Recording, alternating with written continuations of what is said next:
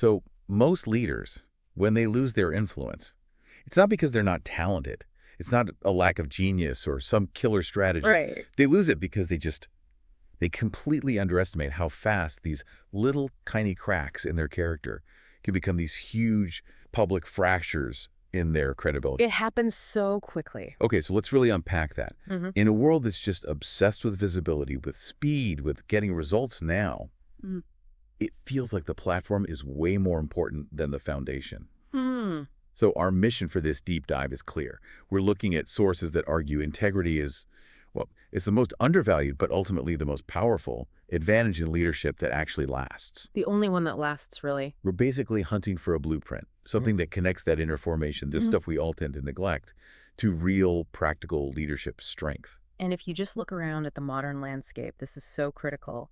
Because when you neglect that inner foundation, you get this immense instability. Our sources, they point to this really destructive pattern. Which is what Leaders who try to build their effectiveness just on skill or, on charisma, they inevitably end up with high output, low trust. Oh, I've seen that. Yeah, they can hit their numbers, sure, but they just burn through all their relational capital. Yeah. And you end up with these big platforms, thin credibility. I see that play out constantly. You get these brilliant, capable people, but when the pressure really hits, it's their personal choices that completely undermine their professional output. Exactly. So you're suggesting the limit, the ceiling on their growth isn't the market, it's the leader's own internal structure. Precisely. That instability, it creates this huge internal bottleneck.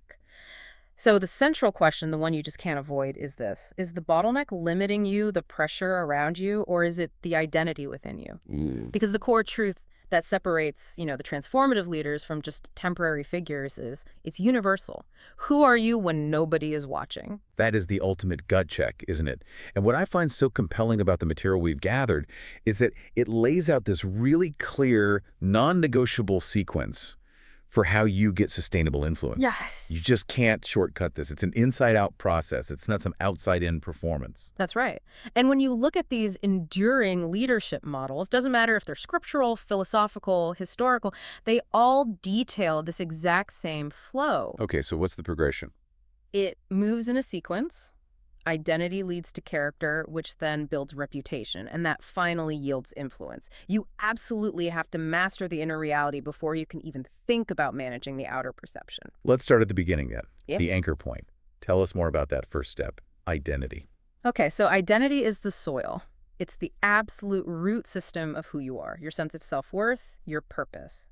And it has to be independent of your performance review or your job title. So it's about who you are, not what you do. Exactly. It requires some really profound self-reflection, answering who you are before you even try to figure out what you should be doing. Because if your identity is rooted in, say, achievement or fame or getting approval, then everything you build on top of that is just going to tremble the second those external things shift. That makes perfect sense. Yeah. An identity rooted in what other people think. Yeah.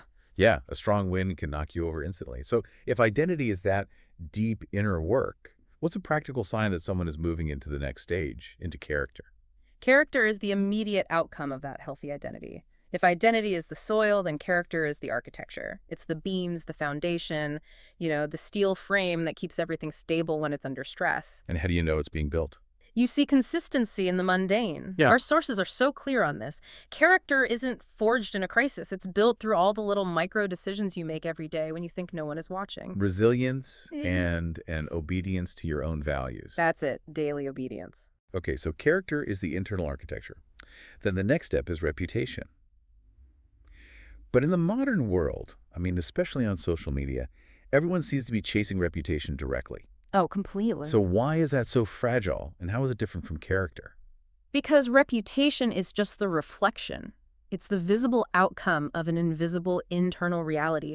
The moment you start chasing reputation itself, you're trying to manufacture a reflection without investing in the reality. You're polishing the mirror instead of changing the person looking into it.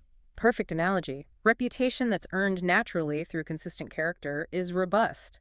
But if you try to force it, it's brittle.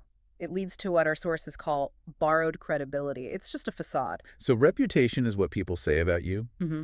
but influence, the final step, is the capacity to actually move people. Precisely. Influence is the fruit. It's the natural outcome, the reward of a life that's been properly ordered and proven to be trustworthy. People might follow charisma for a little while, but they only follow character consistently. If you try to jump straight to influence without those first three steps, it's not just brittle, it's often manipulative because the leader just doesn't have the internal substance to lead ethically. This pattern identity, all the way to influence, is so powerful, it really drives home that ancient wisdom. The leader is formed before they are entrusted with the assignment. We see this pattern of preparation before platform everywhere in history. We do, and the biblical figures are just these excellent laboratories for studying it. Take Joseph. He ends up running the most powerful supply chain on earth in Egypt. Oh. But he wasn't trained in Pharaoh's management school. No, he was sold into slavery, falsely accused, thrown in prison for, over a decade? He had every single reason to become cynical, bitter, or just burn for revenge. Absolutely. But those 13 years of obscurity, the betrayal, the unjust suffering, they weren't career obstacles. They were necessary laboratories for character. Huh. Laboratories for character. Yeah. His trials cultivated the grit, the patience, the moral discipline he needed for that future stewardship. In a modern context, that's like a corporate leader spending years in the back office, dealing with impossible logistics or fighting these quiet ethical battles that no one sees. That's what prepares them for the CEO suite. Now, contrast that. Joseph's suffering with Daniel's formation. His was more about consistency. Yeah. Not so much deep suffering. Exactly. Daniel's influence in Babylon, which was this foreign, hostile, really volatile political environment, it wasn't rooted in his political skill or his charisma. It was rooted in the silent rhythms of daily devotion. His simple, habitual choice to open his window and pray 3 times a day, even when it meant risking death, that built a reputation of just unshakable resilience. His consistency proved his internal compass was fixed. So one leader's character was forged by this unexpected, crushing betrayal, and another's by just routine, intentional daily practice. But both created leaders who were capable of real stewardship. That's the key takeaway. Consistency builds character, regardless of how it's delivered, whether it's crisis or just routine. I mean, the world saw a miracle in the lion's den, but heaven, in Daniel's enemies, they saw consistency in his habits. But if we look at the opposite of that, the warning sign, we see someone like King Saul, who just embodies the instability of what you called borrowed influence. Saul is such a timeless cautionary tale. He stood tall. The sources tell us he was physically impressive, head and shoulders above everyone. But he stood small before his own conscience. His main driver was insecurity. Total insecurity, which drove him to constantly grasp for approval, to justify his disobedience. He was terrified of being seen as anything less than perfect. And when a leader ties their worth to external approval, they just can't make the tough, unpopular calls. Exactly. They pivot their values based on who is watching. The story of Saul shows us that a leader without that inner integrity will eventually, inevitably, crumble under outer pressure. They never develop the architectural steel of internal conviction. They're always just performing for the crowd. Which brings us right back to the heart of it. Defining integrity itself. And our sources are very clear that integrity is not perfection.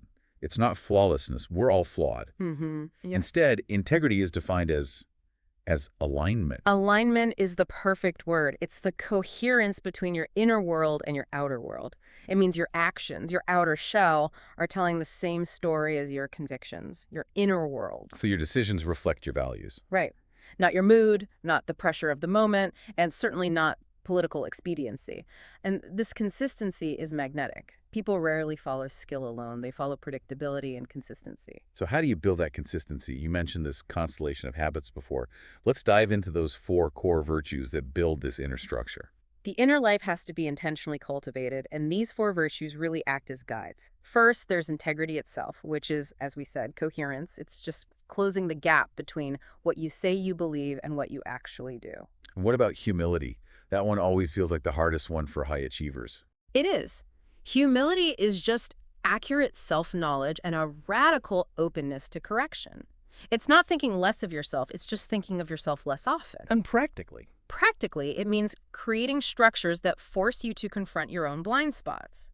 We actually suggest building a habit of actively soliciting critique from 2 trusted, brutally honest people every single month. Wow. And this isn't seeking encouragement. This is submitting a specific decision or a recent failure for a critical review. That's a phenomenal and deeply uncomfortable discipline. What's the third virtue? The third is courage. And not physical courage, but moral courage. This is the willingness to risk a short-term loss for a long-term Give principle. me an example. Think of a leader who chooses to halt a multi-million-dollar product launch because a crucial compliance issue was flagged, even though they know the delay will hit stock prices. It's doing what's right, even when it's costly to your reputation or your bottom line. That flies directly in the face of the incentive structure of most organizations, which are. They're often rigged to prioritize speed over morality. It does. And finally, the fourth virtue is faithfulness. This is the long obedience of small things. It's showing up consistently for the quiet work, whether that's daily study, meditation, or just taking time every week to organize your priorities and clear your head. These small, non-glamorous disciplines anchor your larger rhythms so they don't break under pressure. And the opposite of faithfulness would be the seduction of shortcuts. Our sources really dig into how compromise begins, and they Right. describe it as incremental and often disguised as just being pragmatic. Compromise rarely announces itself with a trumpet blast. It whispers. It says things like, if I just exaggerate these numbers this one time, we'll hit the target and I can save the team. Or no one will notice if I cut this corner on quality control. Exactly. And this happens when a leader prioritizes that immediate visibility, the platform, over the necessary slow work of inner formation. And what's the immediate reward they get? I mean, it must feel good in the moment if so many capable people fall for it. The immediate reward is relief. Relief from pressure, relief from hard work, relief from a difficult conversation. But that compromised foundation, it burns fast. It leaves the leader exhausted from trying to maintain the deception, and it leaves the followers completely confused when the leader's behavior contradicts their stated mission. So if a leader is building this internal architecture of character through these consistent habits, what structures need to be around them to protect it from that inevitable seduction of the shortcut? You need accountability. We view it as the structural imperative. Accountability is the protective architecture around your character. Our sources are stark on this. A leader without accountability is a leader heading toward moral collapse. Why is it so essential, though? Can't a strong leader just rely on their own internal moral code? Because accountability structures, whether that's a trusted mentor, a peer group, formal oversight, they are designed to interrupt our own rationalizations.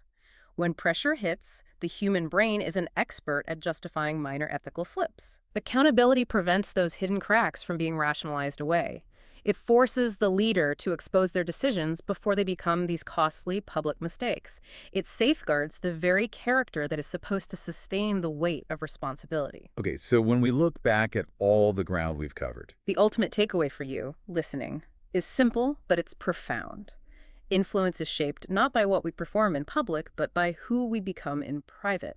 Talent might open doors, it might get you the title, the platform, but it's integrity, that deep alignment of your inner and outer world, that's what holds the room. It's what sustains your impact over decades. and that brings us right back to that quiet tension that almost every high-capacity person feels, the one our sources highlight. It's that struggle between who you authentically want to be as a leader and who your work or your organization seems to demand you become for maximum output. The choice to lead from character over competence is what determines the longevity and the quality of your impact. And that leaves us with the unavoidable reality every leader faces, whether you manage a team of 3 or 3,000. What narrative is your character currently crafting about your leadership behind closed doors? And when the pressure hits, will that narrative be the legacy you actually intend to leave behind?